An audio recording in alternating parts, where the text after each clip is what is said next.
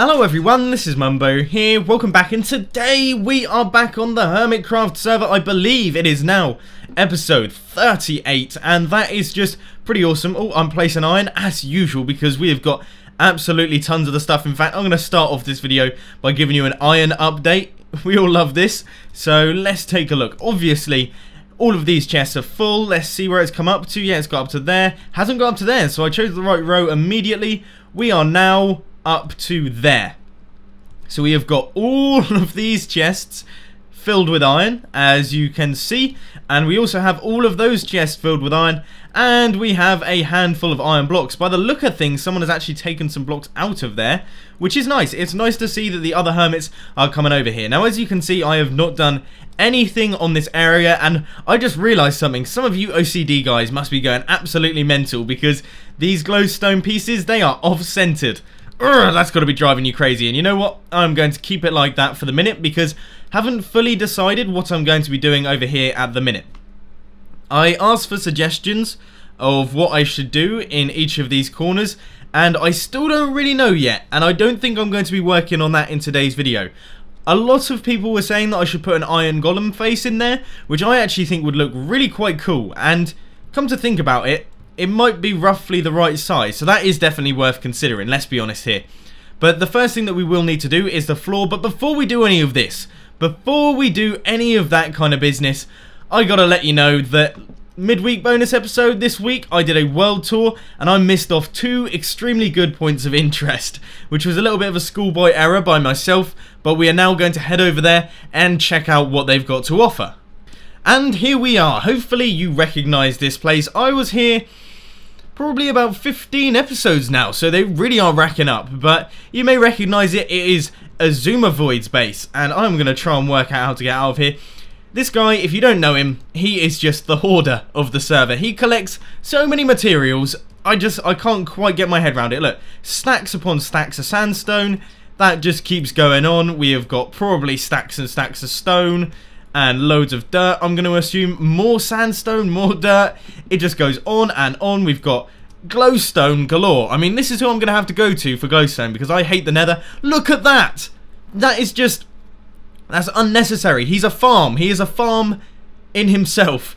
But anyway, let's take a look at his base because I really like this place. You will notice something very special about it almost immediately. Oh, it's odd. It is so odd. Whoa. Oh, wow.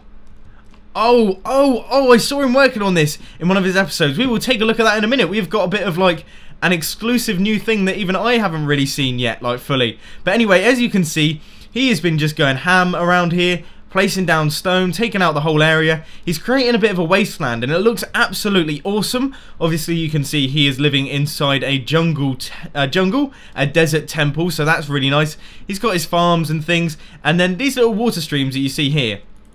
This actually comes from the sugarcane farm, I believe. So say you go along, you harvest all of that sugarcane, then you dump it all into a chest. It will all be transported along and into his base so that you can just keep mining and farming, which is really, really great. But anyway, let's take a look over here. I believe this is actually a very, very, very large gold farm, which is pretty cool. Let's take a look. So he's using leaves. I don't know if that is scaffolding or if he's just using it because mobs can't spawn on it. Either way, it does look pretty cool. And this is one dramatic looking structure. Look at this place. I best not break anything because it looks pretty deadly. But anyway, wow, this is crazy. I don't know where any of the stuff ends up. I don't even know if he's got it all linked up yet. But as you can see, yeah, he's got himself 4 stacks of golden nuggets. So yes, this is actually running as a gold farm. Look at that. This is an incredible looking structure. I might have to get myself one of these. I originally started work on a gold farm above the nether ages ago, but oh god. That was probably the worst thing to do in that situation. But oh wow, there are mobs everywhere. Obviously he hasn't lit any of this up. But yeah, I started work on a gold farm in the nether, above the nether, and it worked pretty well, apart from I didn't have enough iron to create the hoppers, and now after the update it is broken, so that means that that's not functional, which is unfortunate. So it's nice to see that we actually have a gold farm on the server, and the fact that it's very different is actually really cool. The next place that we're going to be looking at in today's episode is, of course, the Enderman Farm. I mean, how on earth I forgot about this one, I cannot tell you, because this is probably my most used farm on the HermitCraft server, apart from, of course, the Iron Foundry, which, built by myself. I believe this was built by Azumavoid. It is King Happy's design. It's called, like, the Bear Moth Enderman Farm. In fact, that's a point, because King Happy's channel got banned due to copyright claims and things like that. People still ask about that. King Happy's channel actually got banned. That means there's no tutorial for this thing, so no one is going to be able to know how to build this, and you cannot expect me to do a tutorial on this kind of build, because it is just far too big. But you can see, straight away, it fills up almost immediately. You can get up to level 30, I think 50 seconds is the time, the official counter, which I believe, or at least I have been told, is the fastest in... did I look at him? Oh god, this could go horribly wrong. As long as I stay in the water, it should be alright. But I believe that is the fastest you can actually get XP. The bottleneck is how fast you can pick up the XP, so that's quite cool. But anyway, I'm going to head over here so we can get a really great view of this build. It's going to be a nice dramatic reveal, I guess you could say. Here we go. Oh, my render distance is on a bit low. But, yeah, it's just a giant structure in which when an Enderman spawns, it gets pushed straight off the platform by Pistons, and then it falls down into that area, and then you just walk back and forth, killing them all. And it really is as simple as that, and it is absolutely brilliant.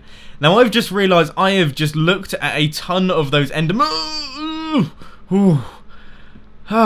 There's been so many like guttural noises in today's episode, which I don't think is a good thing.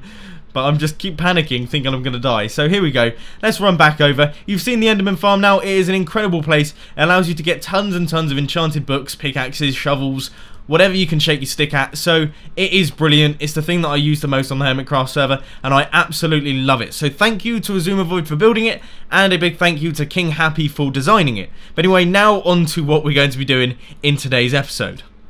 So here, ladies and gentlemen, is my plan.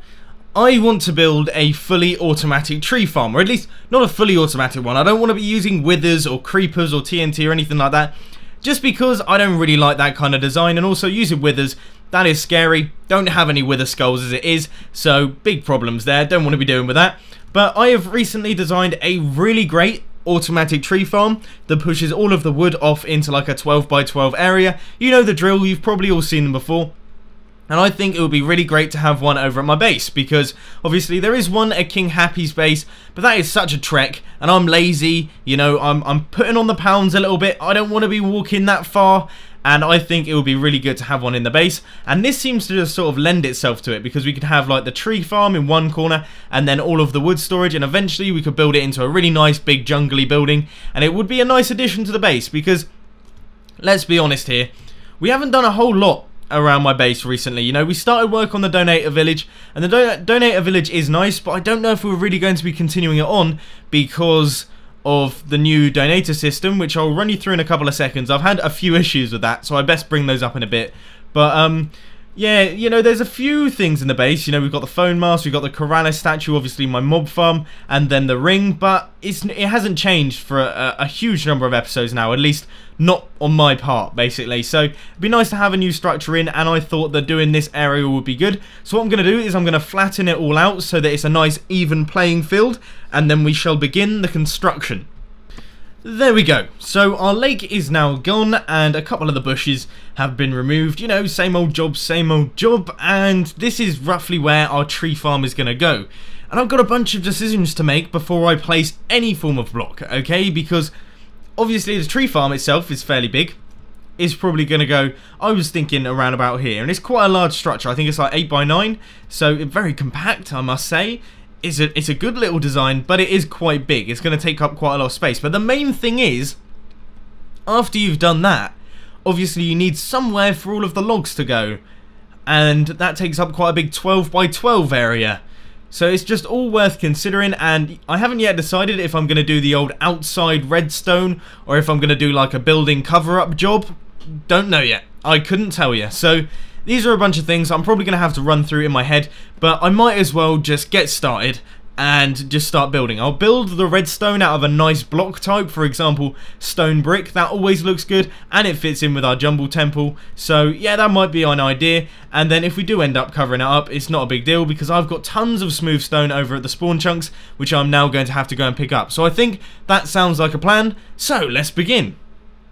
Now, instead of doing the standard jump cuts that I usually do, I thought I would slot in another time lapse, because I did that about 2 weeks ago now, and you guys really seem to enjoy it. So I thought I would try it once again, and here we go. So I've got a couple things to talk about today. First one being, this week's set of 3 redstone videos are probably the best set of 3 I have ever created.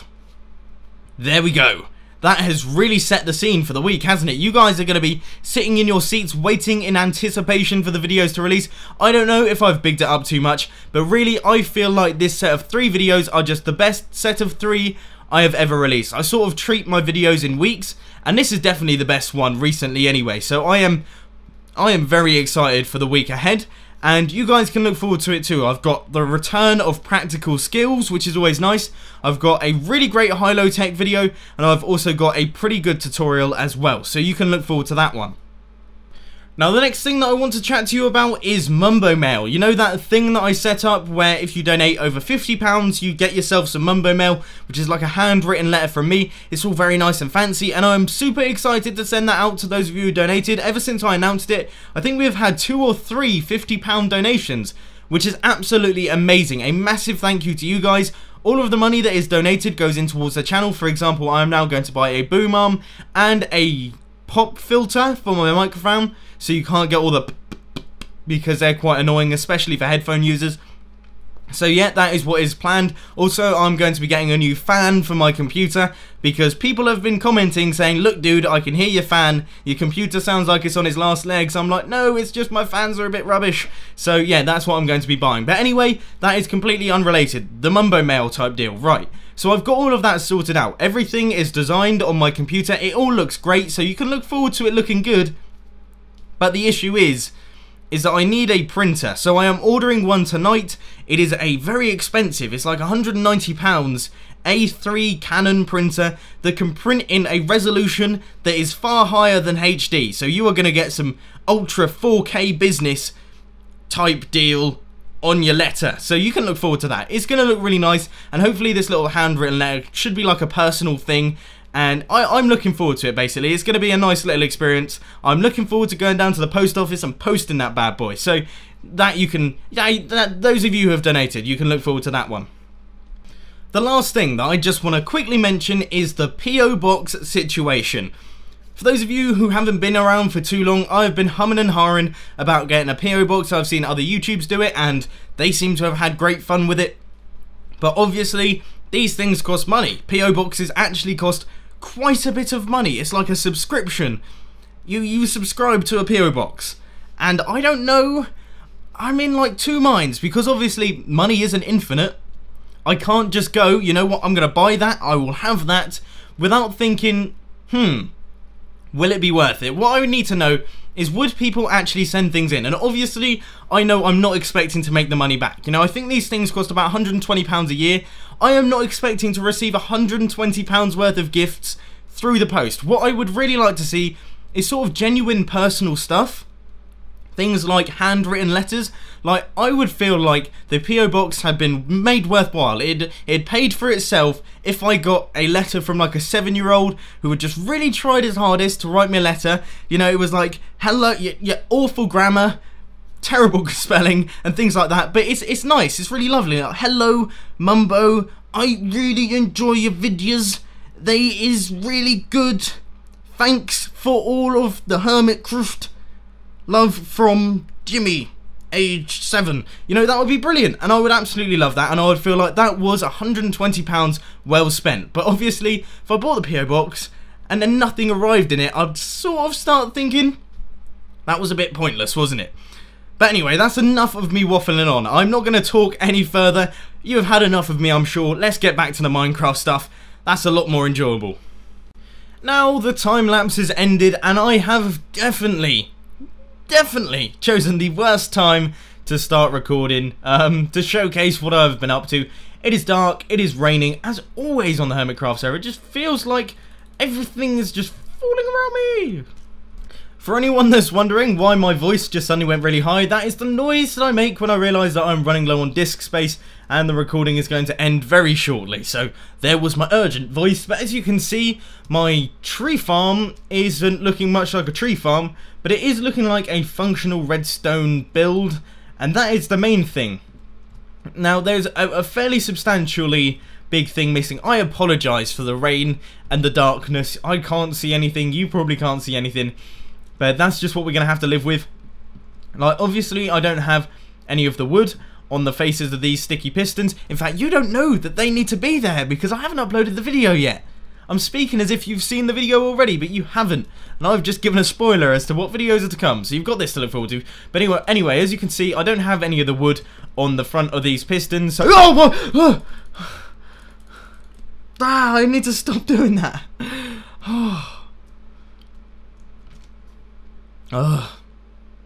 Anyway, I haven't got any of the wood on the front of the pistons, and that is all to go in. But now we have to add in the rest of the mechanism. We've got most of the pistons wired up, but we just have to do the bottom part, like the tree detection and also our bone meal dispenser. So I am going to get to work on that, and we will see where we can get to by the time I am finished. And just as it begins to get dark, I want to show you the stuff that I have been up to, but yeah, it is whoa, hello, Topmas just got the achievement for diamonds. Congrats, my friend. Oh. He knows what he's doing. He knows what he is doing. But anyway, as you can see, you know, some things have been happening. We have some extra circuits down here, and I'm not going to go into too much detail because obviously I want you to watch the tutorial. Having just said how good this week's videos are going to be, it would be rude of me to explain what is happening here. I mean, okay, I'll do a little bit, alright? So here, we've got the flux capacitor, and that just stops any side fumbling from the dingle arm. So that's that right there. Done. Explained. You don't have to watch this week's video. But yeah, anyway, as you can see, a little bit has been done, so it's almost done, but we just have to get all the blocks in here. So what I'm going to do is I'm going to head over to King Happy's tree farm, give you a quick showcase of that, even though I keep doing that, and then we will pop back over, finish this up, and then add the wood pushing area, which is also quite exciting. Now I know that you have all the jumping right in the frame, getting straight in there, video bombing like a pro. But yeah, I know you've all seen this before, but I thought I'd just give you a quick rough idea of the plan for the fully automated tree farm. So if you haven't seen one of these before, this should give you an idea. Basically, you stand down here, and then you hold the right click button, you place the sapling, it gets pushed along, and you can go AFK, you know, you can balance something on your mouse or do whatever you fancy, and eventually you will have yourself absolutely tons of wood. Now I have no idea why King Happy's is filled with chickens, and it would appear that someone has fitted a egg dispenser, which dispenses eggs every time a tree is harvested. I don't know why that happens, but yes. So it seems to work pretty well, and as you can see, we already have ourselves quite a bit of wood ready to harvest. And yeah, I'm just going to use this for a little while and gather up the wood that we need to finish my tree farm. So from then on in, we should be able to just use mine and it will all be fine and dandy. Now it has been a handful of days since my last cut, but in that time I have managed to do a bunch of juicy goodness. Because we have made some progress. Yes, as you can see, our farm is now decked out. It has got logs, and they're all facing inwards, and they're looking really good. You know, this is nice and light. It would have originally been like this, and that's sort of dark, dingy. Don't want that, and I know that no one's ever going to go in here, but it's always nice to just make things look good, and I really like the way that this looks, nice and square, things like that. And you know what? This farm is almost done. If you take a look, imagine that's a tree, bam, it is done. Leaves are crushed, been pushed along, eventually it would reach this piston and then it will be pushed along here. And now all we have to do is add the pistons that push it across in this direction, and then the pistons that will formulate a cube. And that's it. So it's not actually that hard. There's a few little details that we have to do as well. Have to add some hoppers into the floor, and then they will run into chests so that we can just keep replenishing our sapling supplies. And they go on either side, but that won't take that long at all. And yeah, I'm feeling pretty good about this. I think we might actually get this project done in today's episode. Huzzah! Next up in tree farm news, I have done some bits and bobs once again. I am on fire today. I'm just getting all the progress done, aren't I? But there has been a few little exterior changes. Like I said, I still don't really know if I'm going to box this thing up, you know, put it in a nice little hut, or if I'm just going to leave it out fresh in the open. I mean, it's not a bad looking little redstone device. It's nice and square, and yeah, it doesn't look too bad, you know. Now that we've got some bulk to it, we've got like half slabs, we've got those chests and the hoppers in there. Those are for bone meal storage. Nice and smart, nice and smart. This is a little bit annoying, but there's not a whole lot we can do about that. It is currently in the off state. You can see that in here I've got all of the hoppers in place. They are ready to receive items, as you can see. Bonk. And then it will take it through to the chest. And this is, of course, where all of the saplings are going to be flowing through. So that means that when we're doing it, if we run out of saplings, we're like, dude, I've run out of saplings. And then we look inside the chest and we're like, man, I've got so many saplings. And then you just keep planting down the trees and keep getting all that wood. Now, I'm sure you're thinking, what next? You know, we've done the whole system. The whole system's done. Well, we've got a couple of things to do. First off, you know, I don't know if I'm going to be able to do all of this in today's episode, simply because it could entail having to craft a whole bunch of more pistons. And I don't know if I fancy that, because there's quite a lot of stuff involved there, and I don't think I've got enough resources for it. But the first thing that we're going to have to do is we're going to have to add the sort of second set of pistons over here. And you know what? I'm going to start doing that right now, because I just want to get a rough idea of where they're going to be. So they're going to be right there. And there's going to be a pillar of them. Do you want me to do this on... I'm going to do this on camera. So there's going to be a pillar of pistons. I know I shouldn't be showing you this, because I've mentioned many times I'm doing a video on it. If you want more information on how to build this, then of course I will include a video link in the description once the video actually releases. This is a bit of a stupid order, to be honest, that I'm doing these videos in, because ideally I would like the tutorial out before I record the HermitCraft video. But you know what? I'm going to try and build up a hype for this amazing, brilliant, and great value tree farm that you should totally build and watch and like and favourite when it releases on Wednesday. I've even given away the day. But yes, so okay, so we've added in those pistons now, and I'm just going to link those up. I'm not going to do that part on camera, but it really doesn't take that long. The whole problem is that I now need a wall of pistons that goes across here, and that might be a little too much for my little resources to handle, so we'll see. Unfortunately, ladies and gentlemen, I have got some awful news. I have run out of time for this week, and I've also run out of resources. I just took a look in my piston cupboard, and I was like, yeah, we might have enough. We might be able to blag it. One piston. One piston was in there. I don't think that's quite going to make the cut. So I think next episode we'll make a thing of it. You know, we'll finish it all up. That shouldn't take too long, and also we will add in all of the decorations, so we will make sort of a thing of it, basically. But we have done the main bulk of this already in today's episode. Obviously, the tree farm itself is actually complete. The actual tree farm is done. It's just the whole wood pushing area, putting it all into the block. That's a little bit more problematic because it uses a huge number of pistons, as I've mentioned many times before. It's something like 7 times 12, so in my head that's probably around about 80, 90. That was very quick calculations there, but yeah, it's a lot of pistons, and I definitely don't have that many. So if you did enjoy this video, if you found it to be of worth, then please hit that like button, and if you really did love it, then make sure to subscribe. But thanks for watching, guys. This has been Mumbo, and I'm out. I'll see you later.